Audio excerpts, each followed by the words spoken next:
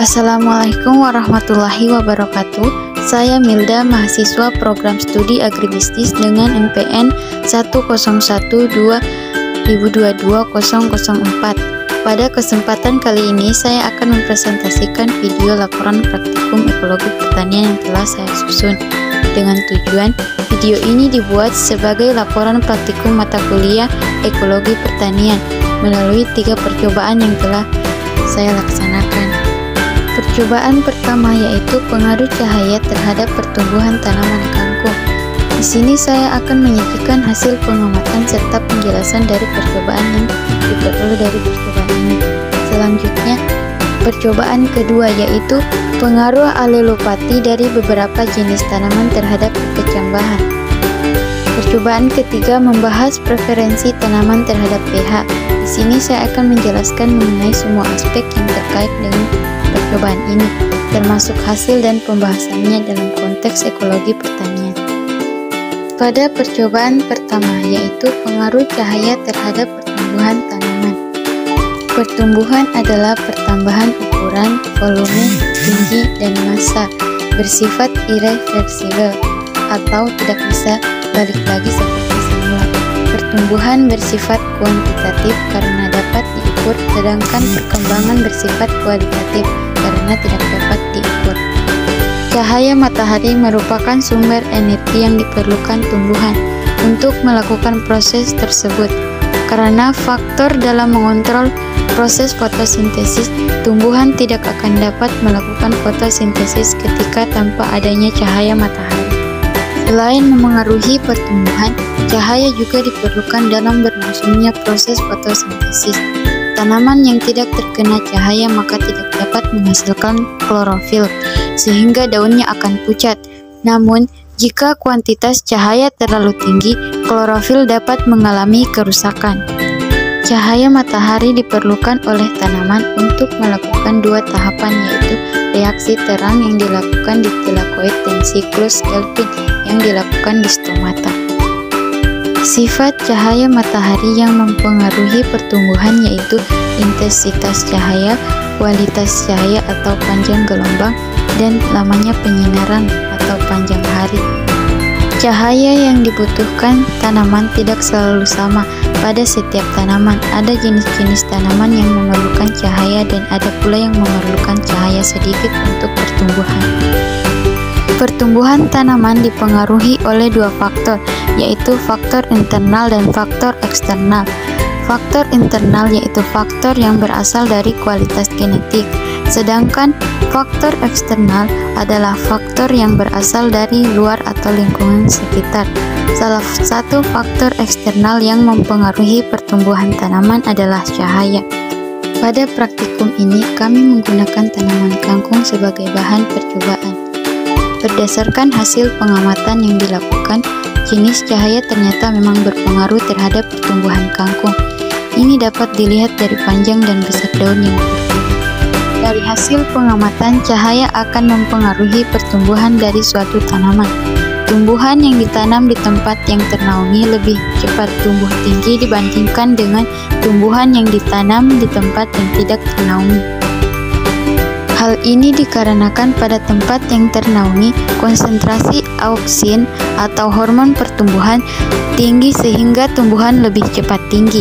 Sedangkan pada tempat yang tidak ternaungi, cahaya akan mencuraikan auksin sehingga tumbuhan di tempat tidak ternaungi akan lambat pertumbuhannya. Adapun perbedaan yang kami dapat yaitu tanaman kangkung yang ternaungi memiliki ciri-ciri pertumbuhannya cepat. Artinya tanaman ini tumbuh dengan cepat. Batangnya panjang, menjelaskan bahwa batang tanaman kangkung ternaungi memiliki ukuran yang lebih panjang. Diameter batangnya kecil, mengindikasikan bahwa batang tanaman ini memiliki ukuran diameter yang tidak terlalu besar. Batangnya mudah patah, artinya batang tanaman kangkung tersebut rentan untuk patah dengan mudah. Ukuran daun kecil, menjelaskan bahwa daun tanaman ini memiliki ukuran yang relatif kecil. Warna daun hijau kekuningan, menggambarkan bahwa warna daunnya cenderung hijau dengan sentuhan kekuningan.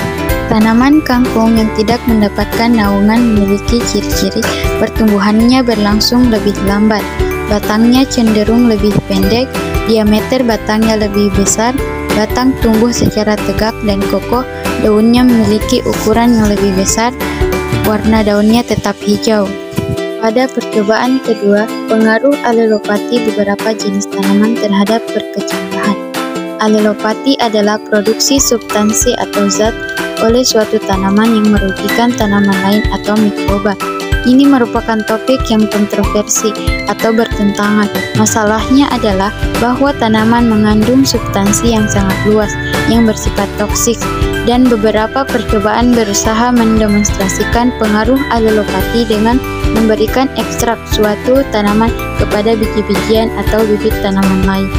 Dalam persaingan antara individu-individu dari jenis yang sama atau jenis yang berbeda untuk memperebutkan kebutuhan-kebutuhan yang sama terhadap faktor-faktor pertumbuhan. Kadang-kadang suatu jenis tanaman mengeluarkan suatu jenis senyawa kimia yang dapat mempengaruhi pertumbuhan jenis-jenis tanaman lain dan mungkin juga dapat mempengaruhi pertumbuhan dari anaknya sendiri. Dan inilah yang merupakan suatu peristiwa yang dikenal dengan alelopati. Tumbuhan juga dapat bersaing antara sesamanya dengan secara interaksi biokimia, yaitu salah satu tumbuhan mengeluarkan senyawa beracun ke sekitarnya dan dapat mengakibatkan gangguan pertumbuhan-tumbuhan lainnya. Interaksi antara gulma dan pertanaman antara lain menyebabkan gangguan perkecambahan biji, kecambah jadi abnormal, pertumbuhan memanjang, akar terhambat, perubahan susunan sel-sel akar, dan lain sebagainya. Persaingan yang timbul akibat dikeluarkannya zat yang meracuni tumbuhan lain disebut alelopati. Senyawa-senyawa kimia yang mempunyai potensi alelopati dapat ditemukan di setiap organ tumbuhan. Antara lain terdapat pada daun, batang, akar, rizoma, buah, biji, dan umbi, serta bagian-bagian tumbuhan yang membusuk.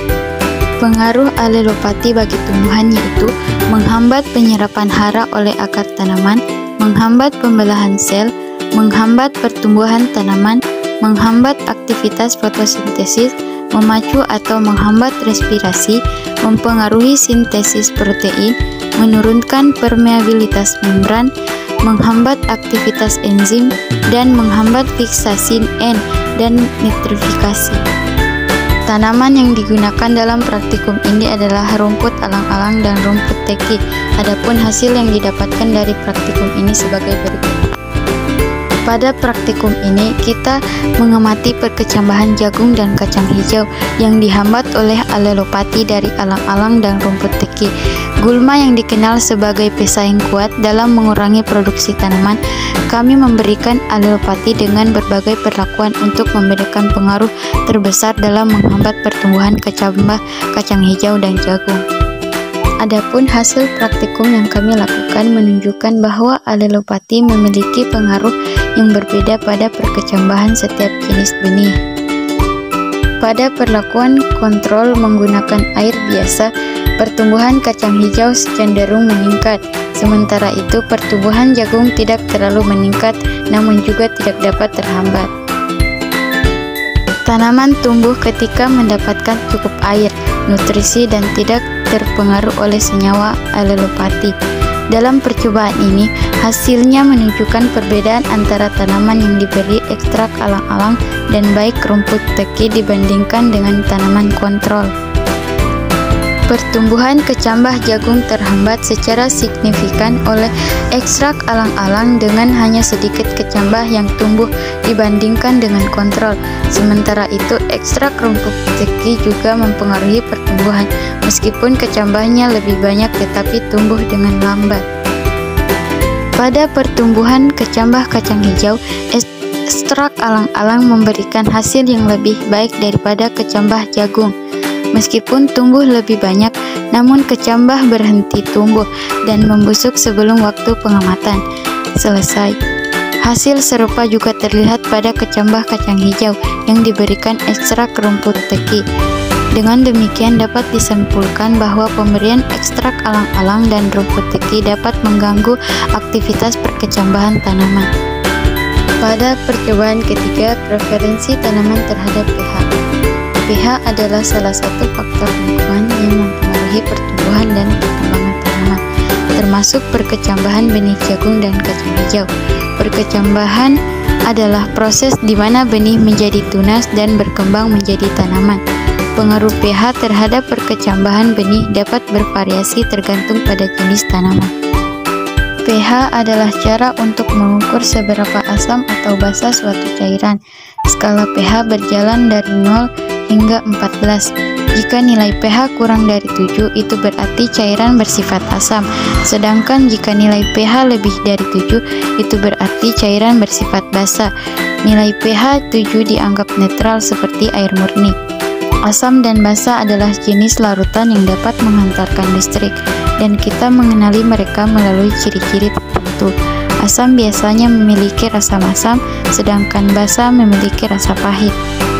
Secara kimia, asam adalah zat yang dapat membentuk ikatan kovalen dengan menerima sepasang elektron. Di sisi lain, basa adalah senyawa yang cenderung menyumbangkan sepasang elektron untuk digunakan bersama-sama. Adapun hasil dari percobaan ini adalah sebagai berikut. Dalam praktikum ini, kita ingin mengetahui bagaimana perubahan pH atau tingkat keasaman dapat mempengaruhi perkecambahan benih. pH adalah ukuran seberapa asam atau basa suatu larutan. Praktikum ini akan membantu kita memahami bagaimana lingkungan asam atau basa dapat mempengaruhi pertumbuhan awal benih. Pada praktikum kali ini dilakukan pengamatan terhadap perkecambahan benih tanaman kacang hijau dan jagung dalam kondisi lingkungan dengan variasi tingkat keasaman atau pH. Hasil pengamatan menunjukkan bahwa pertumbuhan kecambah kacang hijau dan jagung dipengaruhi secara signifikan oleh tingkat pH tanah.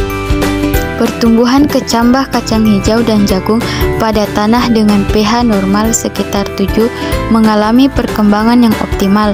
Namun, ketika tanah menjadi terlalu asam atau pH rendah seperti yang disimulasikan oleh larutan cuka, pertumbuhan kecambah terhambat. Peningkatan konsentrasi ion aluminium dalam lingkungan asam menyebabkan kerusakan pada sistem perakaran tanaman, terutama akar-akar muda, sehingga pertumbuhan kecambah menjadi tidak sempurna, bahkan tidak ada yang tumbuh. Di sisi lain, tanah dengan tingkat pH basa atau tinggi seperti yang dihasilkan oleh larutan sabun atau zat basa lainnya juga menghambat pertumbuhan kecambah. Kondisi basa menyebabkan fiksasi fosfat dalam tanah, membuatnya sulit diakses oleh tanaman. Pada pH basa terdapat pula resiko terpaparnya tanaman terhadap defisiensi unsur mikro seperti molybdenum yang dapat merugikan pertumbuhan tanaman kacang hijau dan jagung.